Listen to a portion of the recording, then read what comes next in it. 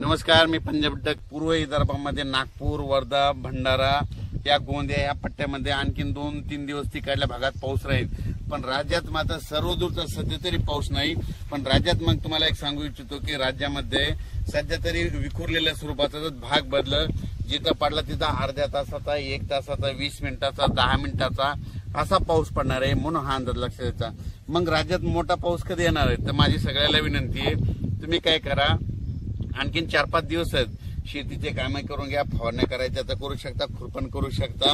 कारण की राज्यामध्ये 17-18च्या नंतर काय होणार आहे, तामिळनाडू, आंध्र प्रदेश आणि कर्नाटक या भागामध्ये आतापर्यंत 1-1.5 महिना झाला पाऊस नाही।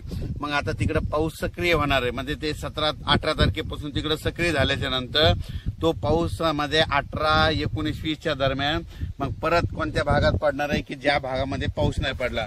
मग त्याच्यामध्ये तुम्हाला सांगतो की त्याच्यामध्ये लातूर जिल्हा, धाराशिव जिल्हा, सोलापूर जिल्हा, सांगली, नगर, कडाष्टी, पाटोदा या भागामध्ये मग 18 तारखेच्या नंतर म्हणजे 18 जुलैच्या नंतर परत तिकडल्या भागात दक्षिणेकडे पाऊस सक्रिय होणार आहे। म्हणून हा अंदाज लक्षात घ्यायचा। म्हणजे सांगायचं झालं तर तुम्हाला सांगू इच्छितो, राज्यात मात्र पुन्हा परत 20 तारखेच्या नंतर आणखीन पाऊस वाढतच जाणार आहे। पण 18च्या नंतर काय होणार आहे की जे पट्टा आहे म्हणजे कोणता जे पावसापासून वंचित झालेला आहे, लातूर जिल्हा, बीड जिल्हा, सोलापूर जिल्हा, नगर जिल्ह्याचा काही भाग म्हणजे हे भाग आणि सांगली जतचा काही भाग, पंढरपूर या भागामध्ये तुम्हाला सांगू इच्छितो, तुमच्यासाठी खरंच आनंदाची बातमी, 18 जुलैच्या नंतर तुमच्या इकडे पाऊस चांगला सक्रिय होणार आहे।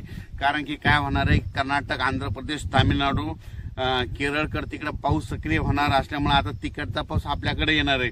त्याच्यामुळे राज्यात 18च्या नंतर आपल्या इकडे दक्षिण भागात, महाराष्ट्राच्या दक्षिण महाराष्ट्राकडे पाऊस सुरुवात होईल। 18च्या नंतर तिकडे सुरू होईल, त्याच्यानंतर 19च्या नंतर थोडा पुढे सरकेल, 20ला पूर्ण आणखी पुढे सरकेल, मग 24च्या मग जुलैच्या शेवटच्या आठवड्यात राज्यात मात्र सगळीकडे पाऊस होईल। म्हणून हे लक्षात द्यायचं। अचानक वातावरणात बदल झाला तर लगेच एक उद्याच्याला मेसेज दिला जाईल। धन्यवाद।